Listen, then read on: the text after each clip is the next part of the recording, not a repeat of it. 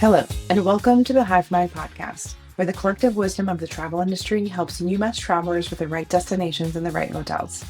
I'm your host, Whitney Schindler, founder and CEO of The Hive, a platform designed to give travel advisors organized, actionable insights they can put to work right away. Each week, I sit down for focused, real-world conversations with travel advisors, hoteliers, and supplier partners who know these places inside and out. We break down how each hotel is best suited to a specific client profile, take quick deep dives into destinations, and share pro tips to help you make the most of the Hive. And here's the best part. You don't need to take notes while you listen. Go about your day, tune in, and know that every insight from these conversations is already captured and organized inside the Hive, so it's there when you actually need it. And if you aren't in the Hive yet, you can get resources from this and other episodes when you join our newsletter at thehive.travel/podcast.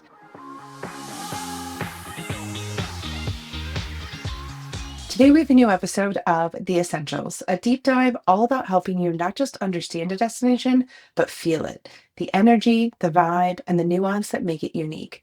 Trusted destination partners share key details that matter most and help paint an overall picture that will inspire you as you present the destination to clients. When you bring a destination to life with confidence and clarity, you build trust, you spark excitement, and you make it that much easier for your clients to say yes. Joining us today to talk about the Cotswolds is Karen Gee, the General Manager of Crown Journey, a DMC in the UK. Let's dive in. Hi, Karen. Welcome to the podcast. I'm so thrilled to have you. Super excited to be here. I've been looking forward to this for ages. So, we are going to dive into all things Cotswolds today, which is really exciting. I do feel that this is becoming more and more popular. Clients are requesting it more. I'm hearing more and more about hotels and different, restaurants and experiences in the region. Every time I start to look into it, because I haven't yet been, I immediately get overwhelmed because it is so big. And what I have learned is it is not a day trip from London. Because it is not as close as you think, and it is very big and Yeah. very spread out, and there's a lot to see and do. So we're actually talking about like a region. I think that we could say it's not just point in space of like a village. It is like it's like a region. Um, so tell us just to get started, tell us your connection to the Cotswolds, why you love it so much, and give us a little bit of your personal take on the Cotswolds. Super. So the Cotswolds is an area that I absolutely love. Our office is just north of the Cotswolds, and I'm a real person that wants our lovely advisors and clients to experience the real England, the real beautiful England. And I've made it my life's mission to get people out of London. I love it. I love it. Because London is fantastic, and for most people it's the entry and exit point for them, but it's not the UK, it's just London. So Hmm. I like to get people out of London. I feel that the Cotswolds, with its gorgeous history, countryside, gardens, and lots of relatable locations that people will have heard of, is a Hmm. great next place to go to outside of London. And because it's so accessible and it ticks all of the boxes, it appeals to a lot of people. It's a really easy destination for advisors to sell. So give me a sense of kind of the best times of year to be in the Cotswolds. If you do succeed in getting people out of London, what's your ideal like length of time or kind of number of days that people will dedicate to the Cotswolds? What do these kind of logistical components look like? Yeah, so the best time really is May to September, but Okay. also we do a great festive. You know, that lovely time of year when it's all cozy and there's little quaint things. It's quite dark and there's candles and all of that. That is a gorgeous experience. I think that Christmas and New Year's, Thanksgiving as well is a great time to be in the Cotswolds, but it does get dark early. So if you're Sure. into gardening or gardens, visiting historic houses, that kind of thing, from about October onwards, it's getting dark by 3 p.m. in the afternoon. And that Mm-hmm. adds to that, atmospheric vibe. Mm-hmm. But May to, I would say, October, the days are longer, the days are lighter, the temperature is warmer, let's be honest. So Mm-hmm. those are great times. But Bath, as an example, which is, some people are surprised to find is actually part of the Cotswolds, that is Mm-hmm. a year-round destination. Okay. Because it's more of a city vibe, and so it lends itself to a city break. I love it. As travel professionals, our expertise is everything. But let's be honest, too often it lives in scattered notes in our heads or gets lost after a site inspection or a client call. That's why I created The Hive. It's your expertise vault, a living library where hotel details, destination insights, and advisor takeaways are instantly accessible.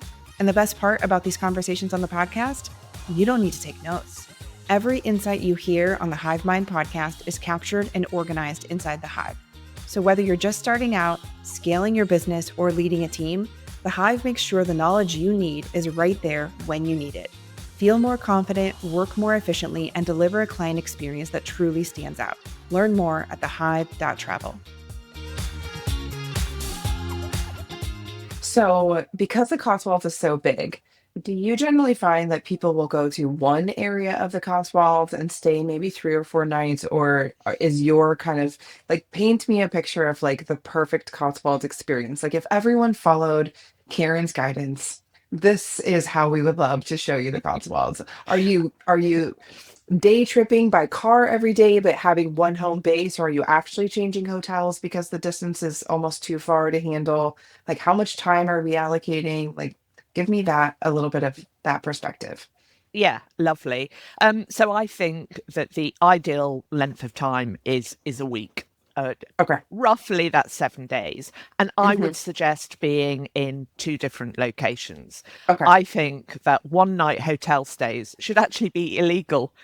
I agree. Let's just start that petition Because now.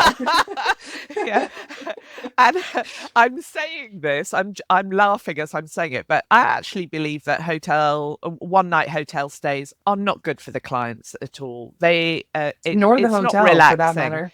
nor the Mm-mm. hotel. Indeed, that is the case, but it's not relaxing. Your sleep quality is lesser than if you're somewhere for 2 nights.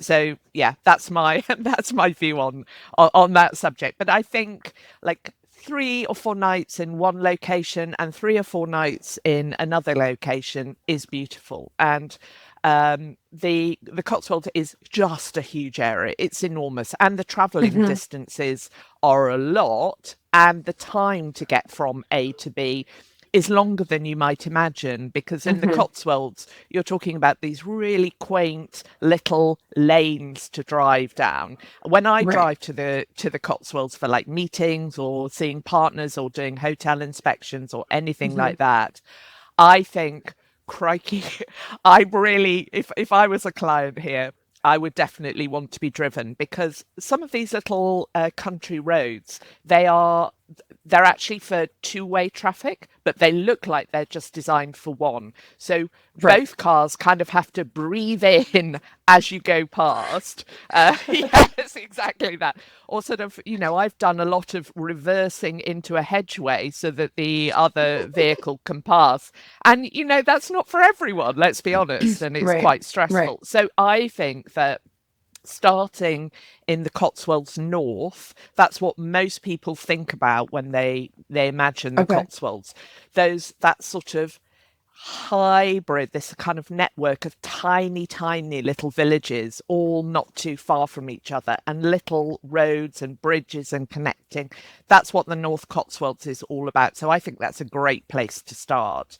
And there Okay. are some amazing hotels, and you can do great day trips Hmm. from there. So being based in that one location, breathing in actual fresh air and seeing the gorgeous locations, doing visits around and about. And you can even, from the North Cotswolds, you can even take in Stratford upon Avon. So if someone has an interest in Shakespeare, or just wants to visit it because they remember it from school days, or they're going through it now with school days, that's somehow that can bring all of that to life.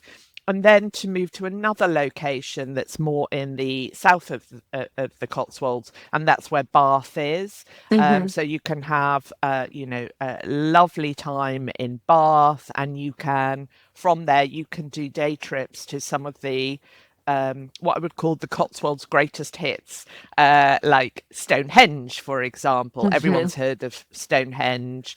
I think it's a shorter experience in terms of the time that you would need than most people imagine. Okay. But it's somewhere that a lot of people, they've always heard of Stonehenge. It sounds Right. iconic, so they want to Hmm. go there. So that's a sort of a 90-minute experience, I would Okay. say. Hmm. And it's only about an hour from Bath. So that's totally doable. Um, and some I liked Highclere Castle, the Downton Abbey Hmm. filming location. That's also part of the Cotswolds, and it's also, well, it's just a little bit further past Stonehenge. So a lot of these locations lend themselves to having a two-part trip. First of all, staying in the North Cotswolds, then staying in the South Cotswolds, and just having the time. This is the one thing I would say about the Cotswolds is you need to you need to not be rushing through, and need to Right. kind of like enjoy the experience and kind of connect to Hmm. what's going on outside, so that you come back refreshed rather than exhausted and needing another vacation.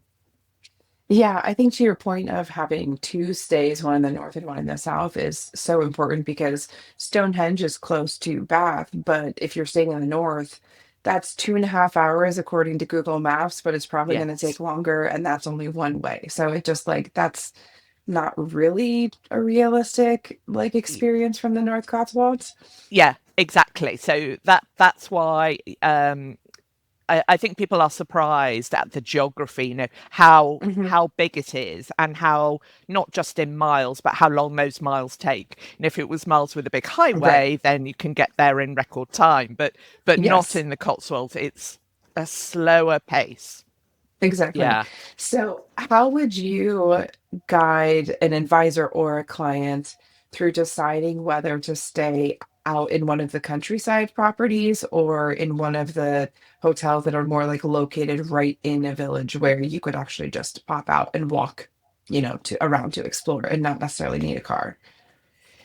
Yeah, in the north, you definitely need a car. No two ways about it. This is these are locations that they don't have train stations. They're too tiny for a train station. There Hmm. there might be Hmm. one train station that's some distance, but you either need a car yourself, or you need to be driven.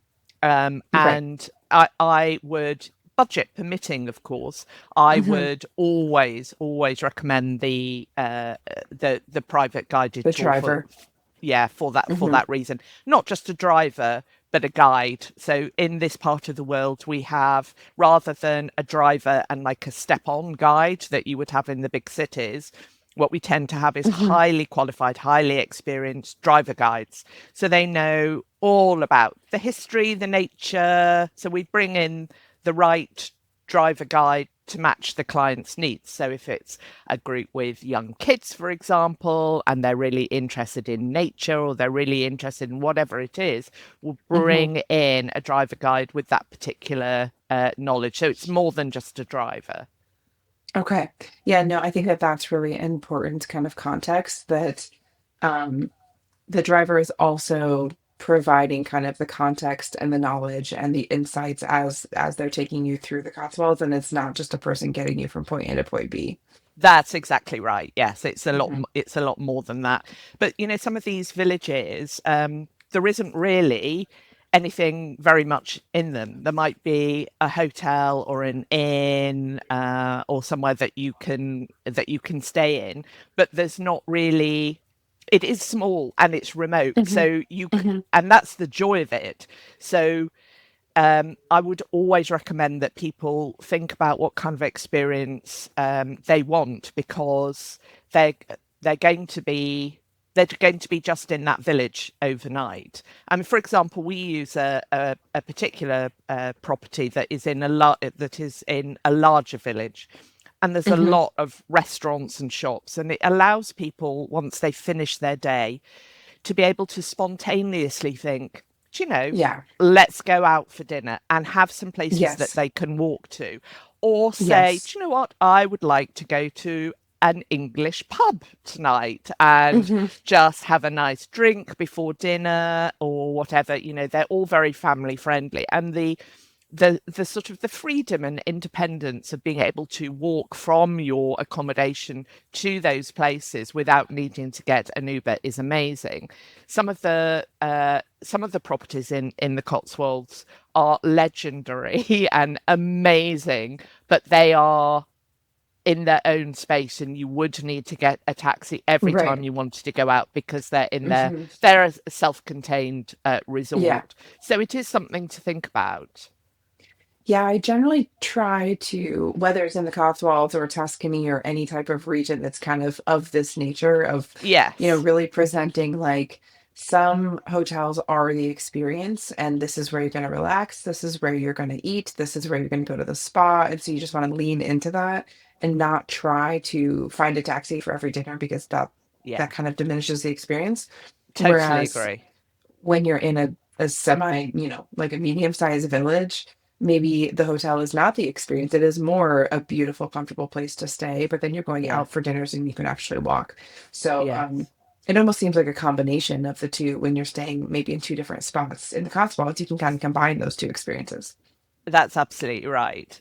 Bath is the exception to this, where it is big enough and fabulous enough to cover all the bases. So Okay. lots of accommodation, and Bath is quite a condensed area. Hmm. So you can easily walk out to the hundreds of amazing restaurants. Well, hundreds might be a bit of an exaggeration, but as I'm saying, There's more than um, you could possibly try in a three there night stay. Let's say it that there way. is. They are great. There's and lots of cuisines. There's no issue with any kind of dietary at all, and just the ability to walk, to Hmm. independently be strolling along. Whatever you're interested in, whether it's Bridgerton or Jane Austen, or I mean, the other day I was in Bath and I came across something which I'd never seen before, which is quite niche, but I'm just giving this as an example of what you never Hmm. know you'll come across and be attracted to. And it was a museum that specialized in medical history. And I had two Okay. doctors I was planning a trip for, who were Oh. they were retired doctors and they wanted to do the Cotswolds. I was like, oh my goodness, yes, I'll put this in. So Bath has a lot of really unusual things that you can do, the expected and the unexpected. And I personally feel that part of the joy of travel and having amazing trips is finding that unexpected jewel that may be a jewel for you, but might not be for someone else, because that's the thing that you're always going to remember. I love that. That is super niche, and I'm sure that they will really appreciate it. So talk to me about logistics a little bit. So most people are going to fly into London, so they could Yeah, either head straight to the Cotswolds from the airport, yeah, theoretically, or they could actually stay in London for a few nights and then head out to the Cotswolds. How do yes. you generally connect the dots, let's say between like 3 or 4 nights in London and then maybe a week out in the Cotswolds? Is the driver guide kind of picking them up from London and starting from there? Do you have people renting cars from London and then self-driving out? Or do you generally recommend like no cars in London, take the train to Bath, and then we'll pick you up there? Like, how do you generally find like the most seamless, you know, option to connect the dots logistically? Yes, I mean, some people do want to drive, rent a car as they're leaving and head out to the Cotswolds. I think that's quite a lot of stress. Navigating London. Who would choose to do that on any day of the week by Hmm. car? The my opinion, the best options are with budget uh, for them to be collected from their London hotel and taken just Hmm. either straight to the Cotswolds or with sightseeing on route. So, for example, Hmm. you could do London, stopping at the fabulous Blenheim Palace. Um, Hmm. I mean, that's amazing on the way to onto the way to the Cotswolds. Or you can do something which I think is great, and I might choose to do that if it was myself, which is get a train out and then be Hmm. collected from the station. So Right. Bath, for example, it's only I think it's like a 90-minute direct journey from London. Hmm. That's so Hmm. easy. You step on, get yourself a coffee and a croissant at the train station, step on, and by the time you finished your coffee and Hmm. caught up and whatever, then you've arrived at Bath, and you can go from there. So there are a couple of stations like that that lend themselves to a really sustainable way of traveling, Hmm. which we're all about, and where there is direct trains. We think that's a great choice, and we Yeah. always encourage that. But the private driver guide experience, where they're collected from their hotel in London, all their luggage is taken care of, they Hmm. don't have to, and they can just sit back and enjoy the fabulous views. Hmm. So that's on the way in. On the way out, some people, I find it really interesting, people's different perspective on how they feel about their departure flight. Some people are really, really anxious about having, more time than they could ever expect, and they want to be as close to that airport as possible. And I think if you have a super early flight, if your flight is at 6 in the morning, for example, You you should probably will just be want to next to do, the airport. yes, Yeah. yes. But, Bath is actually only probably an hour and a half from Heathrow. Okay. So if you have a later Hmm. flight, later in the morning or later in the afternoon, and for clients who are not going to be lying awake worrying the night Yeah. before, actually, Yes. why put yourself through, going back into London again for no particular reason? If there is a Oh, reason, they want to have a final big day shopping in London before their flight, then fair enough. But otherwise, why not keep that lovely Cotswolds calmness and be driven to the airport in good time, having completely avoided needing to go back into the city? It's a personal choice, but that is an option. yeah. No, 100%. I agree. Is Bath the only kind of nonstop train option from London, or is there any other train No, connection?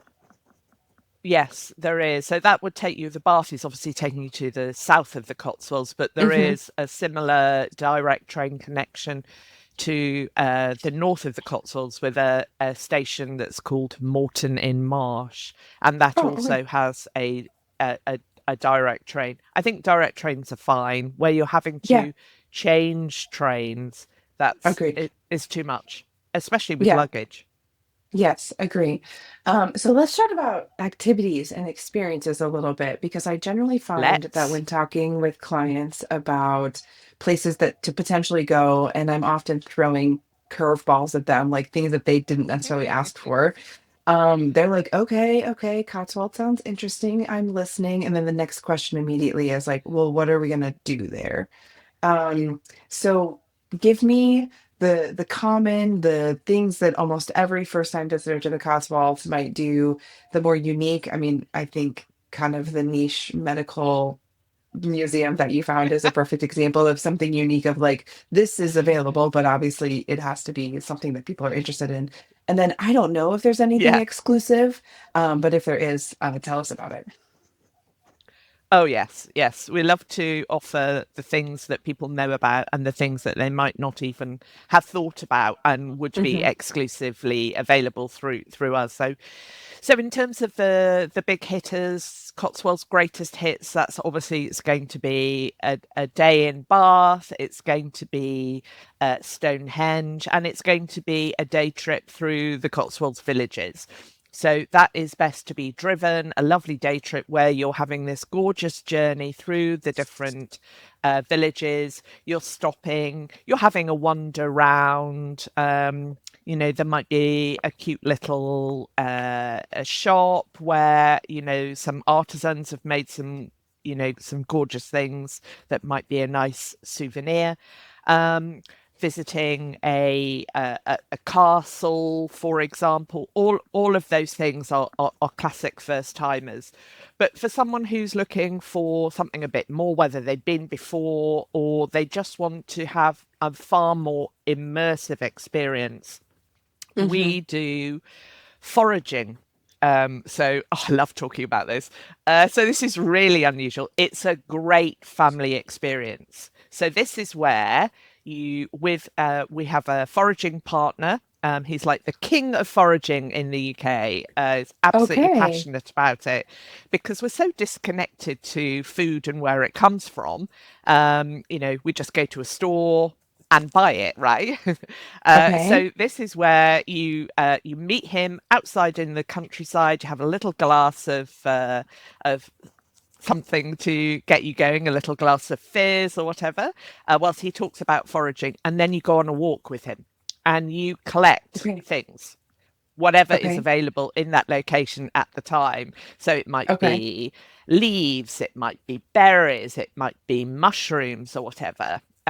And kids are just they are Yeah, so I'm into sitting this. here You can't thinking, is this imagine. family friendly? Because my daughter forages on the daily. So Uh, if we had an actual like foraging ah, activity, she would be so excited. yeah, exactly, exactly. No, it's Yeah, it's kids must kids love just this. kids love it. It's a great family experience. And then you come back, and we've set up a little like cooking station, and you cook it and eat it. So it's totally amazing. We've done this a few times. People really love that. Also, something like blacksmithing. So it's where Hmm. so there would be an age restriction on this for obvious Sure. like safety reasons, but Hmm. get actually having a go at something rather than an experience where you watch someone else do something. I Sure. think those are the Hmm. things that create some of the most memorable Hmm. experiences and trips of our lives. So we would do that. When it comes to things like historic houses, there's a lot of historic houses where anyone can like buy an entry ticket, go to that historic house, and have a look around and have an amazing time. But we offer things where the owner of that historic house will personally meet you and give you a private showroom show around Hmm. after hours, or on a day when they're not open to Hmm. the public. And can you imagine what that would be like? This huge historic house that you would see in movies, and Hmm. when you think about what England is like, and the owner of that house, whose family have lived in that property for generations, literally Hmm. hundreds and hundreds of years, personally showing you around, walking you through, being quite happy to, if you say, oh, what's that? Or how does that work? Being super happy to say, oh, I'm so glad you asked that question. It's a this, or let me show how it works. Would you like to have a go? Hmm. And I think that's Hmm. how we can connect more to history, and how Hmm. kids, and in fact all of us, can become really much more interested in history because we're in it rather than reading Hmm. it in a book. So Hmm. we do a lot of that. One more example I want to give you, if you don't mind, is Yes, something that please. I think is very, very, very kind of special, and which is a trip that's based on private guided walks. So Okay. this is where you're in a Cotswolds village. you're collected from your hotel in the morning, and basically you're walking for the day. Now, not in a so it's 20 miles with, like a route march. Hmm. It's a beautiful it's a beautiful experience where obviously we we agree the kind of duration that how Hmm. many miles, how long, etc. Hmm. each client would want to have. But let's say it's like a 2 or 3 mile walk, and you're ambling Hmm. down these gorgeous little pathways in the middle of the Cotswolds countryside, and your guide is helping, showing you where to go, but also guiding along the way. So Hmm. we might see a little church and someone say, oh, what's that? Or, it's worth going into, or talking about like a particular bird that we might see, or a Hmm. particular flower, what life is like in the Cotswolds, all of that kind of thing, whilst getting fresh air in our lungs and having a lovely day together and being disconnected from our devices, which I think is a really good thing to do from time to time.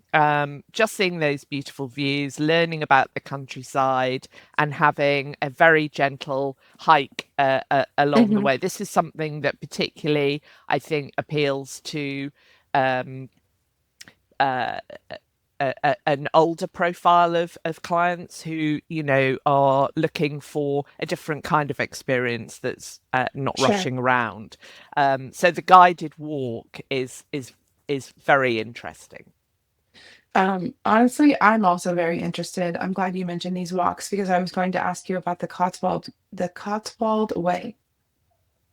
So Yes. are most of the guided walks kind of part of this network of trails and the major walk, or are the guided walks could really be anywhere and the guides just kind of know where they like to take people?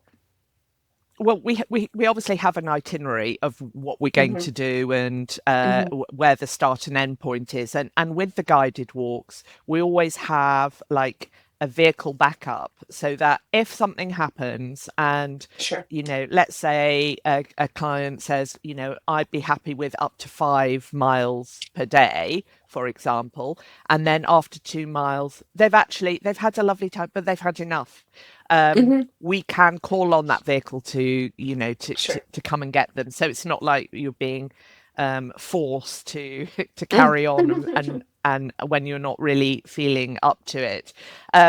But the routes are a combination of the Cotswold Way, which is pretty Hmm. well signposted, as well as things Hmm. that are not. So, Hmm. sometimes you're just going down little pathways which are not part of the Cotswolds Way, and Sure. sometimes you are, to show you the unexpected. And I think that a lot of us imagine that that kind of day would be a lovely thing to do ourselves, but it's which is the right way. And I don't know about your map reading skills, but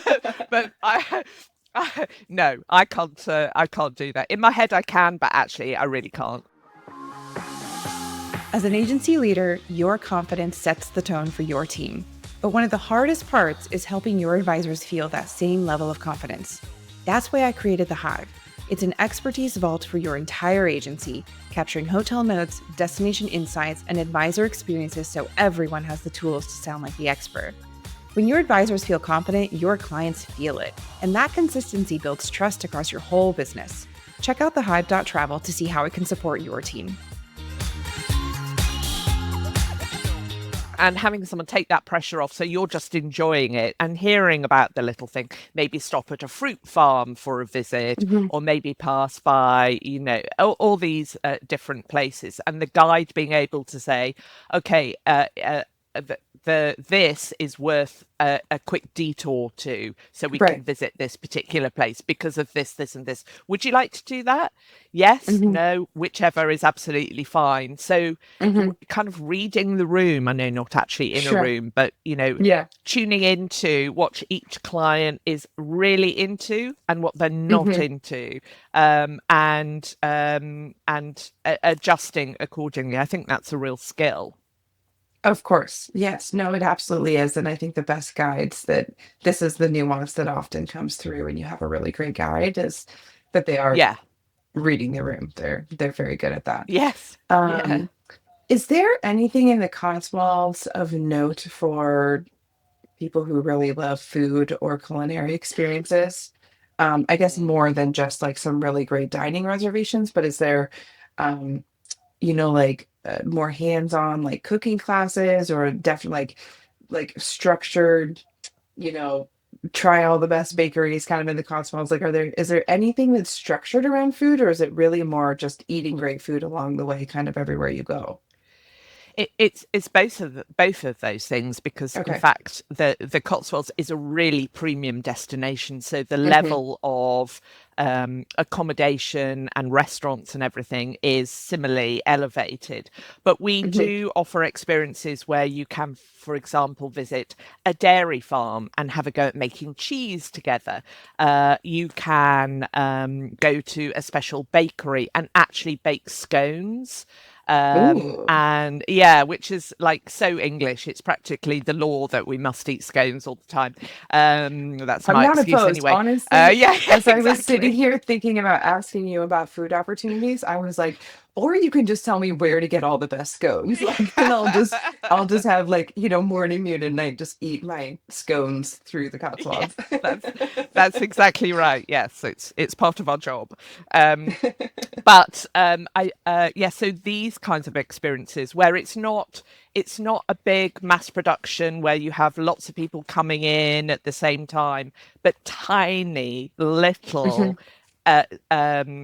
bakery, a tiny little bakery where you would go in and bake with the baker and make something together and and eat it and know that skill so that you could actually take it back home and make it again. I think those are really nice things to do. So I think food is such an important part of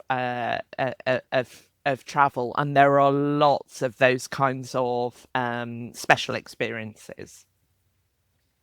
So what else could we potentially learn, like to have a more hands-on kind of engaging experience with? So maybe something with scones or like baked goods. What other types of things are available in the Cotswolds? Make some cheese. You could have a special dinner in a historic home. Cool. Maybe a dinner with the family. I always think that's Hmm. so interesting. It's like, me inviting you round for dinner, Whitney, which Hmm. you're always welcome to do, by the way. Uh, but this is like a historic home, Yeah. huge. And when I use the word home, I mean like a castle looking, Right. Right. type of thing. Hmm. Yes, with loads and loads of rooms. And I think that having dinner or having coffee with people in that situation, it's just so much more relaxed and you get much more of a sense of what they're like and have an interesting conversation, and they may be totally different to what you might expect. Hmm. So yeah, there's all of that, plus the Michelin restaurants and Hmm. non-Michelin restaurants that are just Right. great food. Yeah, no, I have been quite pleasantly surprised and just doing a touch of research and to see like what's available just for kind of dinner suggestions. And there's a lot. Um, Yes. but they are kind of scattered in terms of Yeah.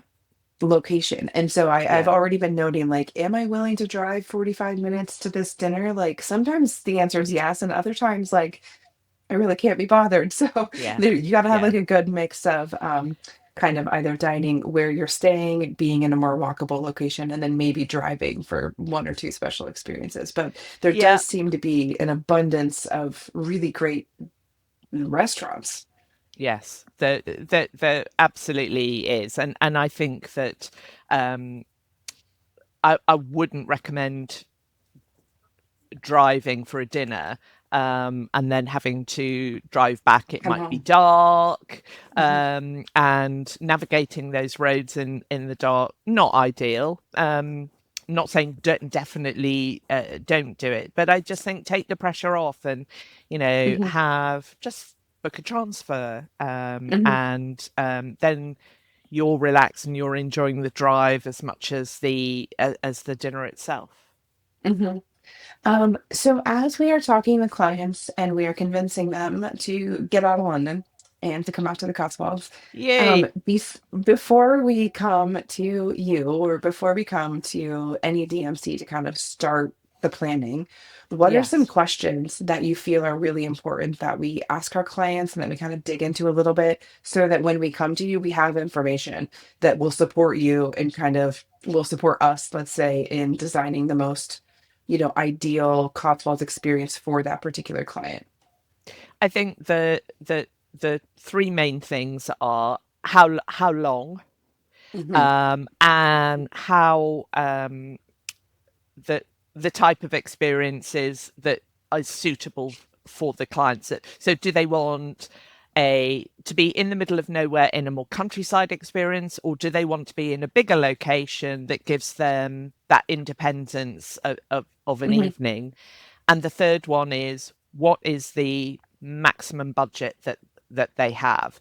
There's sometimes a difference between what the clients want to spend ideally and Hmm. the the budget that is available. And sometimes it's just actually better to know what the total budget is that is available for that, and then say, really, they're comfortable spending this much, Hmm. of that budget, because the Cotswolds is it's more expensive, it's more premium, it's a more established destination than most people think. And I In think that terms of the cost for services like yeah, guides and yeah, drivers and things. and hotels as well. Yeah, yeah. So I like I will be honest with you. I'm going to the Cotswolds and I have no idea what my budget is and I have no idea what things cost. Um, Clients are the exact same way. They generally know what they want more than what their budget is. So if I guess what are some ranges that would support us in having that conversation with clients to kind of avoid a lot of like back and forth, this isn't aligned, sticker shock, oh, this is more than I was expecting. Like to just kind of avoid all that, if we cut to the chase and say, well, a driver guide is an average of £1,200 per day.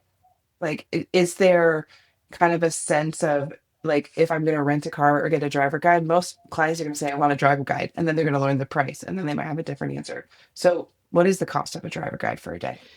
So I think the best thing is to know what the budget is, and then for the DMC, whoever that is, to work up the best itinerary to fit that budget. You're absolutely right. There is no point in the back and forth for anyone of, I want a shopping list of all of these things, but actually my budget is this.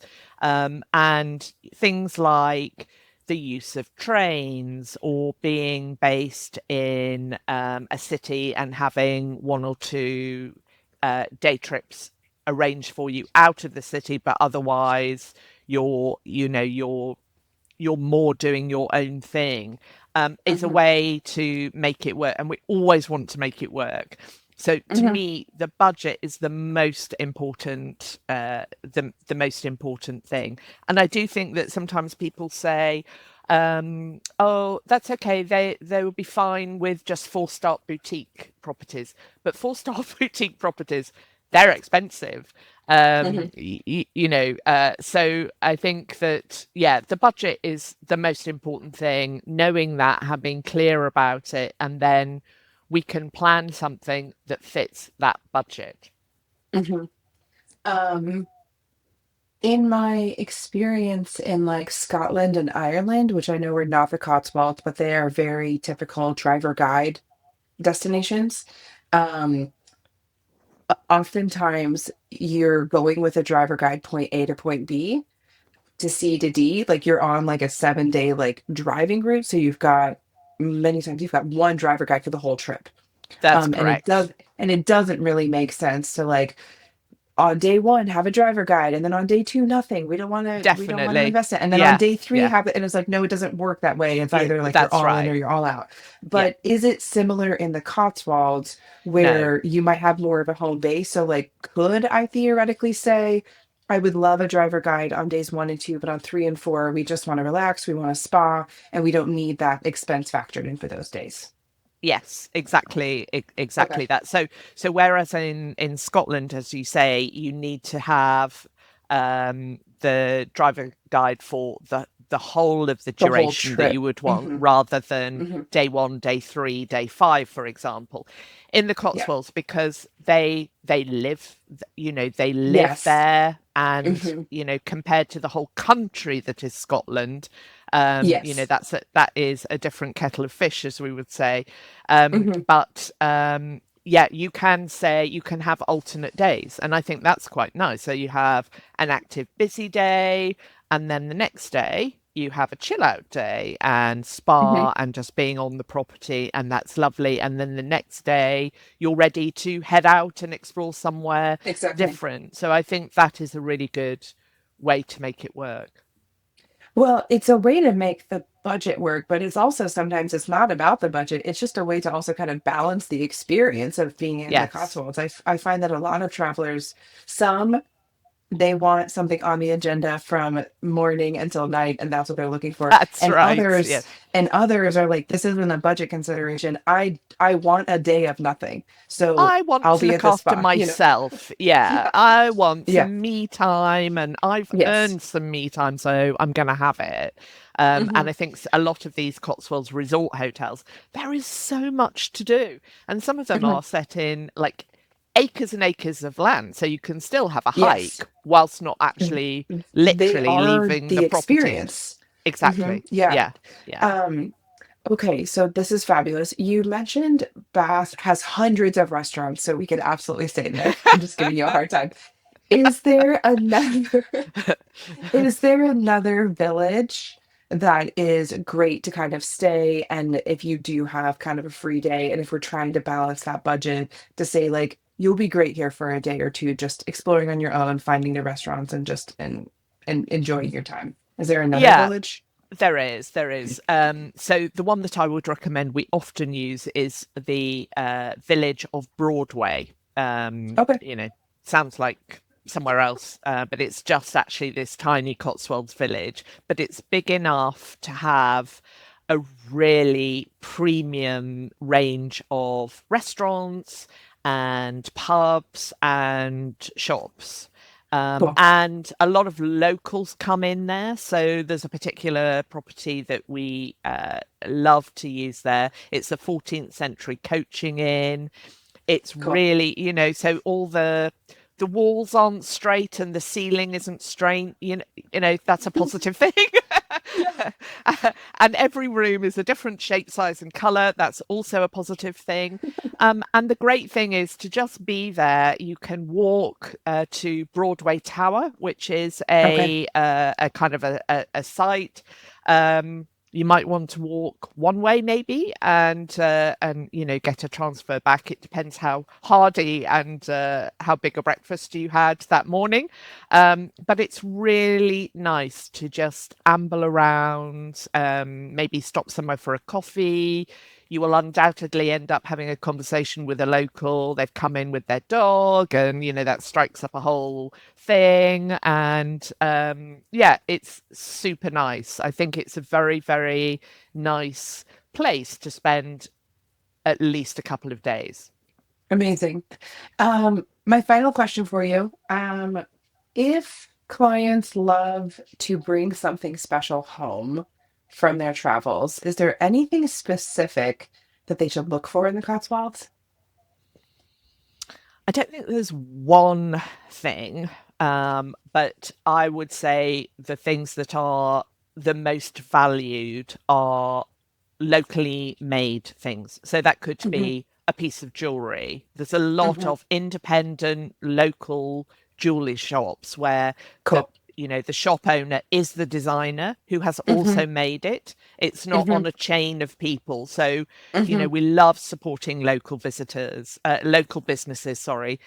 So that, or maybe a tiny piece of art Mm-hmm. that, again, you've met the artist and you bought it Mm-hmm. directly from the artist. Those sorts of things are truly special. And I imagine this is kind of what you're keeping an eye out for as you're walking through and visiting all these villages, or these little shops that have the local Yes. products or the actual makers there on site to purchase things. Yeah, and I think that's part of the quaintness of and uniqueness of it's the quaintness of the Cotswolds, but it's the uniqueness of being in England is access Hmm. to all of those kinds of things that really speak. You see them, it speaks to you. You never know that you needed a whatever it is, but now you've got to have it in your life, and before you know it, Clearly. it's in your suitcase. Yeah. Exactly. Oh, this is so amazing. I love that your mission in life is to get people out of London. London is a great Thank you. city, but I am team Yes, get out of London as well. I think that it's great, and also there's so much more to explore. there is. I am thrilled that we have outlined a full 7-day experience in the Cotswolds to also keep people in check that this is not a day trip and it's not an overnight. It really is like a whole region that that deserves exploring thoroughly and really deserves having some proper time out there. So thank you so much for your time and for sharing Oh. all of these incredible insights. This was so wonderful. Thank you so much. I've really enjoyed it. Yeah, I hope it's been helpful. Yes, absolutely. And if there are any other destinations that you feel strongly about getting people out of somewhere and into another way, then you can just let me know and we'll do that one too. Oh, I certainly will. Thank you, Karen. Thank you, Whitney, so much. Have a great day. Thanks so much for tuning in to this episode of the Hive Mind podcast. If you enjoyed today's conversation, be sure to subscribe so you never miss a new episode. And if you know a friend or colleague who would enjoy this, please share it with them. If you would like insights from this episode landing in your inbox each week, join our newsletter at thehive.travel/podcast. And remember, if you'd like to contribute to a future episode, whether it's sharing your destination expertise or your experience touring hotels, just head to thehive.travel/podcast to learn more and express your interest. We'd love to have you join the conversation. Until next time.